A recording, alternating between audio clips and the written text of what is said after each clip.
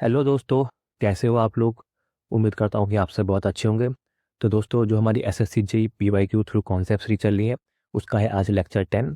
और हम remaining 10 question complete कर देंगे इसमें। और हमारी एक शिफ्ट के क्वेश्चन हमारे पूरे कंप्लीट हो जाएंगे, जो 100 क्वेश्चन कंप्लीट कर देंगे।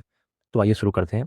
तो पहला क्वेश्चन है, name the law which states that the total current entering a node in an electrical circuit is equal to the total current leaving in that node. मतलब current entering is equal to current leaving.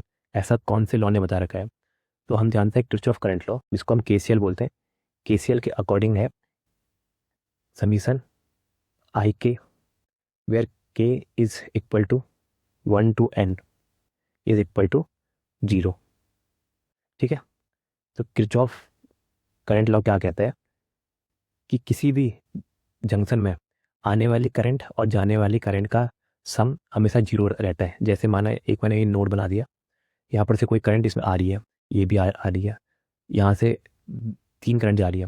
तो यहाँ पर से माना I1 current ये है और I2 current, ये दोनों करंट है इनकमिंग।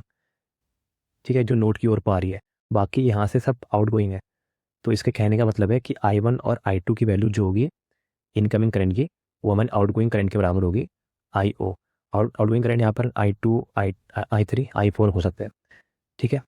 तो ये हमारा किरचॉफ करंट लॉ जो हमारा कहता है कि किसी भी नोड पर आने वाली करंट और जाने वाली करंट बराबर होती है।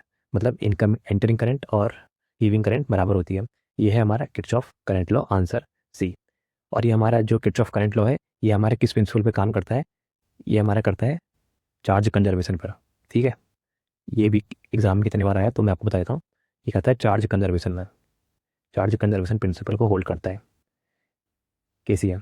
और अगर हम यही केवीएल की बात करें, केवीएल हमारा करता है, केवीएल करता है conservation of energy, conservation of energy. तो अगर कहीं पर पूछा जाए कि किरचॉफ करंट लॉ किस नियम को फॉलो करता है, वो है आपका कंजर्वेशन ऑफ चार्ज। और किरचॉफ वोल्टेज लॉ, जिसको हम केवीएल बोलते हैं, ये करता है कंजर्वेशन ऑफ एनर्जी। तो उम्मीद करता हूँ कि आपको क्वेश्चन समझ आ गया होगा।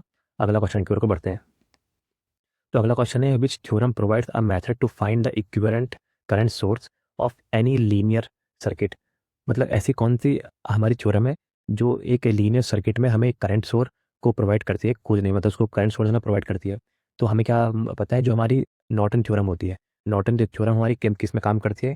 कोई भी हमारा लीनियर और बाइलेटरल नेटवर्क होगा, तो हम उस नेटवर्क को हम एक current source in parallel with एक हम इम्पीडेंस या रेजिस्टेंस से डिनोट करते हैं। यहाँ आर एन, यहाँ नॉर्टन रेजिस्टेंस होता है और ये नॉर्टन करंट होती है आई एन। तो नॉर्टन थ्योरम कहता है किसी भी लीनियर और बाइलेटरल नेटवर्क को हम एक करंट सोर्स और उसके पैरेलल एक हम रेजिस्टेंस के थ्रू डिनोट कर सकते हैं। तो इसका सही आंसर क्या होगा? Answer B, Norton. Thevenin theorem क्या होती है, मैं इसको भी बताता हूँ। थेवेनिन थ्योरम में हम किसी भी लीनियर और बाइलेटरल नेटवर्क को एक voltage source in series with, देखिए यहाँ पर सीरीज में लगा है रेजिस्टेंस आर टी एच। यहाँ पर हम थेवेनिन थ्योरम में वी टी एच मतलब थेवेनिन वोल्टेज के सीरीज में आर टी एच लगाते हैं। ठीक है। और ये दोनों आपस में एक दूसरे के ड्यूअल होते हैं। मतलब हम अपन नॉर्टन थ्योरम से नॉर्टन सर्किट से थेवेनिन सर्किट और थेवेनिन सर्किट से नॉर्टन सर्किट बना सकते हैं बाय यूजिंग सोर्स ट्रांसफॉर्मेशन। तो आइए अगला क्वेश्चन देखते हैं। तो अगला क्वेश्चन है, the main function of a circuit breaker is to. Circuit breaker का मेन फंक्शन क्या, का मेन फंक्शन का काम क्या है? तो सर्किट ब्रेकर क्या करता है, हमारा सर्किट को ब्रेक करता है। किस कंडीशन पर? जब हमारा आपका सिस्टम में फॉल्ट आता है उसका कंडीशन पर। ठीक है। हम सर्किट ब्रेकर को मैनुअली या ऑटोमेटिक दोनों तरीके से ऑपरेट कर सकते हैं। तो सर्किट ब्रेकर हमारा एक इंपॉर्टेंट स्विच गियर डिवाइस है जो हमारे सिस्टम को प्रोटेक्ट करने के काम आता है। तो यहाँ पर सर्किट ब्रेकर का मेन काम पूछा, तो ऑप्शन दिया है कैरी करंट ऑनली, नहीं करंट कैरी के लिए तो हमारे पास कंडक्टर वगैरह भी है। Break the circuit under under fault condition, बिल्कुल सही। हमारे फॉल्ट के कंडीशन में हमारे सर्किट को ब्रेक करने के काम आता है, इसलिए इसको ब्रेकर बोलते हैं। सर्किट को ब्रेक करने के काम आता है, इसलिए इसको सर्किट ब्रेकर बोलते हैं। इंक्रीज सर्किट करंट नहीं, रिड्यूस सप्लाई वोल्टेज बिल्कुल भी नहीं। तो इसका सही आंसर हो जाएगा B, break the circuit under fault condition. क्योंकि फॉल्ट का कंडीशन, जब हमारा फॉल्ट आता है, फॉल्ट के कंडीशन पर हमारी करंट बहुत हाई हो जाती है। और ये हाई करंट अगर हमारे सिस्टम में चली जाएगी तो इसको डैमेज कर देते हैं। देखिए, तो इस सिस्टम को डैमेज को बचाने के लिए हम इनके बीच में लगाते हैं सर्किट ब्रेकर सीबी। तो इस सर्किट ब्रेकर का काम क्या होता है, यहाँ से आगे सप्लाई को नहीं जाने देना और ये अपने कॉन्टैक्ट को ओपन कर देता है, जिसके कारण यहाँ पर से आगे कोई सप्लाई नहीं जाती और सिस्टम हमारा सेफली रहता है। During fault condition. तो इसका मेन काम क्या होता है, break the circuit under fault condition, fault की कंडीशन में सर्किट को तोड़ना। ठीक है, अब हम आगे देखते हैं आगे क्वेश्चन क्या है। अगला क्वेश्चन है an arc produce in a circuit breaker because, circuit breaker में आर्क क्यों प्रोड्यूस होती है। पहला ऑप्शन दिया है करंट स्टॉप इंस्टेंटली, सेकंड है contact separate while carrying current, third है आपका circuit is open before current zero, और हमारा फोर्थ है आपका supply voltage is to low. तो मैं आपको सिंपल सा दिखाता हूँ, ये सर्किट ब्रेकर के कॉन्टैक्ट रहते हैं ये। ठीक है, तो नॉर्मल वर्किंग कंडीशन पर यहाँ से करंट इजीली पास करता है, जो हमारा नॉर्मल करंट होता है आई। लेकिन फॉल्ट के टाइम पर जैसे हमारा आई एफ, फॉल्ट करंट को मैंने आई एफ करा है, फॉल्ट करंट का मैग्नीट्यूड बहुत हाई होता है, कि जिसके कारण हमारे इसके आगे जो हमारे इक्विपमेंट लगे थे वो ख़राब हो सकते हैं। तो हमारा सर्किट ब्रेकर क्या करता है, सर्किट ब्रेकर अपने कॉन्टैक्ट को सेपरेट कर देता है। ठीक है, कॉन्टैक्ट को सेपरेट करने के कारण यहाँ पर एक आर्क क्रिएट हो जाती है ये। तो मतलब इसका क्या हुआ, कॉन्टैक्ट सेपरेट के कारण जहाँ पे यहाँ पर करंट फ्लो होता है, क्योंकि तुरंत हम ये सेपरेट करने में कुछ तो टाइम लगा होगा, तो यहाँ पर से जो करंट गया होगा इसके कारण इसके बीच की जो एयर है वो आयोनाइज हो जाएगी, या एयर है या वैक्यूम है या ऑयल है, कुछ भी हमारे इसके बीच में हमारे जो भी हमारे मीडियम है वो आयोनाइज हो जाएगा। क्योंकि यहाँ पर से जब ये सेपरेट करते हैं तो इसके कारण यहाँ पर कॉन्टैक्ट का एरिया एरिया क्या हो जाता है, डिक्रीज हो जाता है। कॉन्टैक्ट में एरिया डिक्रीज हो जाता है, जिसके कारण इसमें करंट की वैल्यू बढ़ जाती है, करंट डेंसिटी जी की वैल्यू बढ़ जाती है, और टेम्परेचर बढ़ जाता है, जिसके कारण क्या होता है हमारा थर्मोनिक एमिशन। ये कितने बार एग्जाम में पूछ चुके हैं, थर्मोनिक एमिशन कहाँ होता है। थर्मोनिक एमिशन हमारा आर्क के टाइम में प्रेजेंट होता है। थर्मोनिक एमिशन के कारण ये जो इसके बीच का मीडियम है इसके आयन जो है वो आयोनाइज हो जाते हैं, जिसके कारण यहाँ पर एक आर्क का स्ट्रक्चर बन जाता है। तो आप समझ गए होंगे इसको हमने किया गया यहाँ पर सर्किट ब्रेकर का जो काम है, आर्क जो यहाँ पर सर्किट ब्रेकर में आर्क प्रोड्यूस हो रहा है वो क्यों हो रहा है, जब यहाँ पर फॉल्ट करंट फ्लो हो रही है, फॉल्ट करंट को फ्लो होने से हमारे जो आपको सिस्टम डैमेज लगता है उसको रोकने के लिए सर्किट ब्रेकर अपने कॉन्टैक्ट को सेपरेट करता है। जब कॉन्टैक्ट सेपरेट करता है तो इसका एरिया जो है वो कम हो जाता है और करंट डेंसिटी बढ़ जाती है, जिसके कारण टेम्परेचर बढ़ जाता है। टेम्परेचर वो बढ़ने से यहाँ पर थर्मेनिक इमिशन हो जाता है, जिसके कारण यहाँ पर मीडियम आयोनाइज हो जाता है और एक आर्क फॉर्म हो जाती है। तो इसका सही आंसर हो जाएगा B, contact separate while carrying current. मतलब कॉन्टैक्ट सेपरेट होता है जब हमारा ये करंट कैरिंग करता है, उसके कारण आर्क का फॉर्मेशन होता है। अगला क्वेश्चन देखते हैं।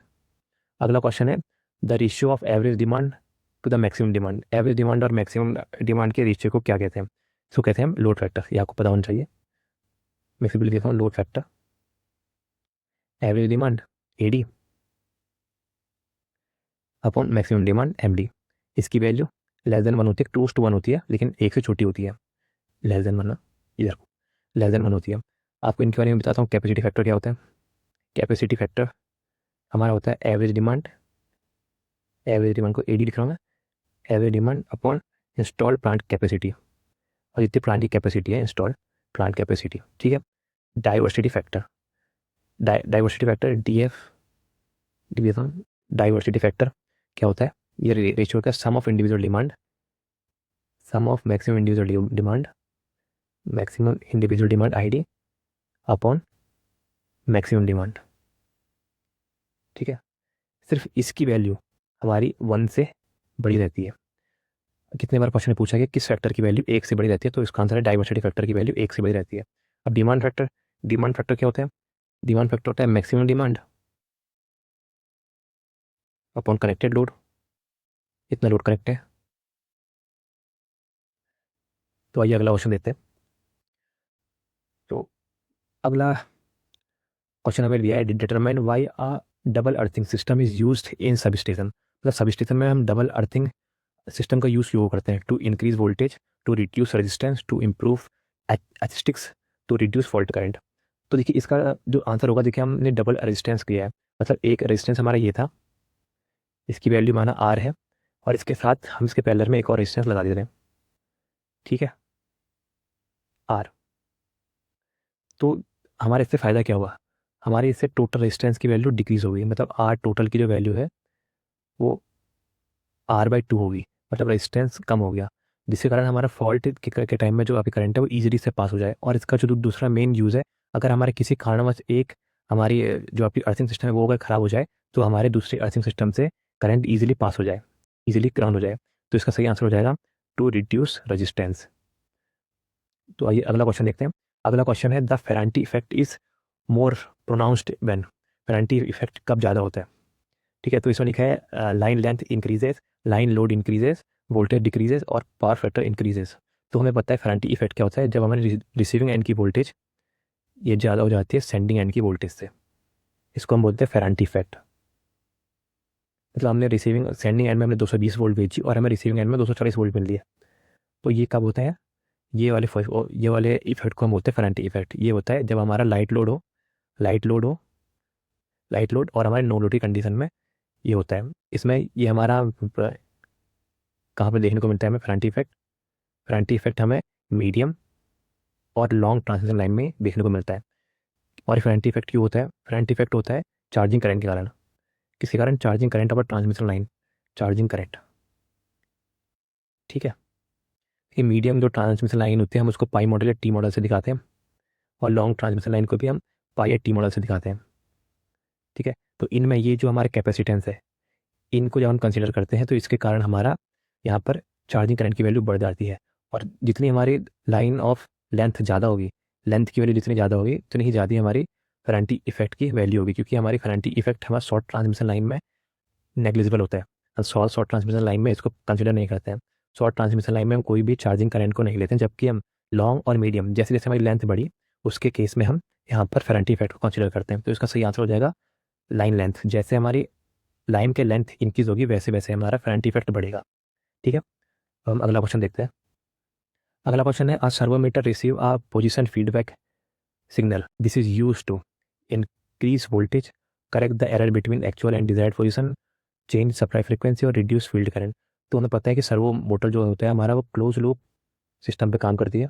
एक क्लोज लूप सिस्टम है जिसमें जो हमारे फीडबैक है, फीडबैक मतलब जैसे हमने यहाँ से कोई सिग्नल दिया, एक यहाँ पर कंपेरेटर लगा है जो कंपेयर कर रहा है, और ये सिग्नल हमारा आगे जा रहा है प्लांट में।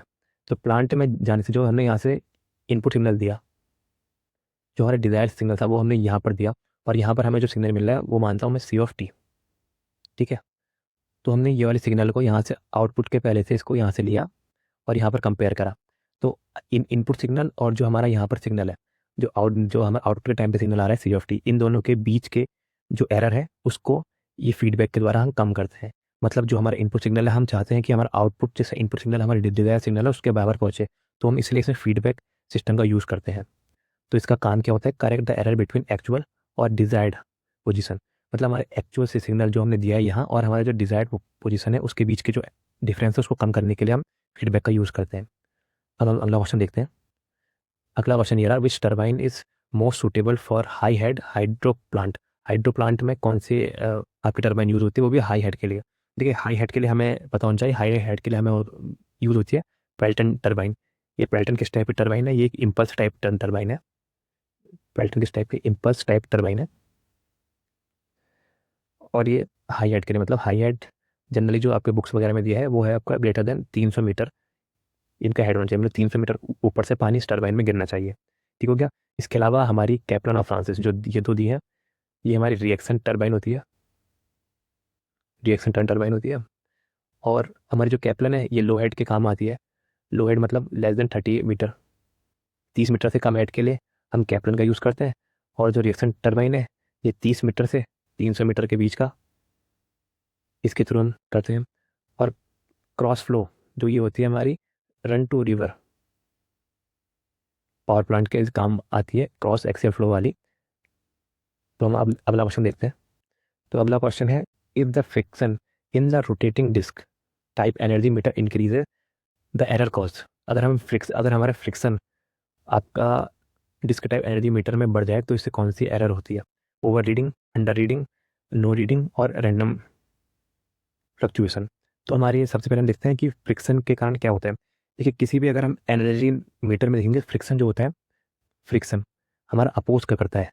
फ्रिक्शन अपोज का करता है किसका? ड्राइविंग टॉर्क का। जैसे माना हमारा अगर ये जो इसकी डिस्क है एल्यूमिनियम डिस्क, अगर ये यहाँ की ओर को घूम रही है तो फ्रिक्शन इसका अपोज करेगा इस डायरेक्शन में, ताकि स्टडी स्टेट कंडीशन पर आ जाए, ज़्यादा तेज़ ना घूमे। लेकिन अगर हमारे फ्रिक्शन की वैल्यू बढ़ जाए, हमारे फ्रिक्शन की वैल्यू अगर बढ़ जाए तो यहाँ से ये ज़्यादा एक अपना फ्रिक्शन लगाएगा और इसकी स्पीड को कम कर देगा। जो डिफ्लेक्शन टॉर्क की स्पीड है या ड्राइविंग टॉर्क की स्पीड है ये कम कर देगा। मतलब अगर हम फ्रिक्शन बढ़ाएंगे तो ड्राइविंग टॉर्क की स्पीड को कम कर देगा, जिसके कारण हमारे इसकी स्पीड ऑफ डिस्क की रोटेशन वो कम हो जाएगी, जिसके कारण ये कम रीड करेगा, मतलब रीडिंग हमारी कम आएगी। तो इसका सही आंसर हो जाएगा अंडर रीडिंग। तो उम्मीद करता हूँ दोस्तों आपको ये वीडियो पसंद आई होगी। कुछ भी क्वेरी है तो आप जरूर कमेंट कीजिएगा। Thank you so much.